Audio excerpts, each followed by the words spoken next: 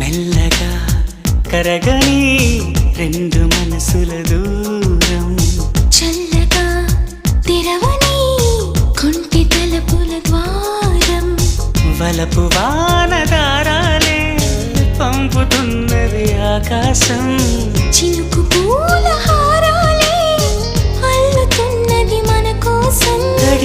తడిపి తనతో నడిపి హరివిల్లును వంతెన వేసిన శుభవేళ, ఈ వర్షం సాక్షిగా తెలపని నువ్వు నాకే సొంతం, ఈ వర్షం సాక్షిగా కలపని బంధం, మెల్లగా కరగని రెండు మనసుల దూరం, చల్లగా తెరవని కొంటి తలుపుల ద్వారం.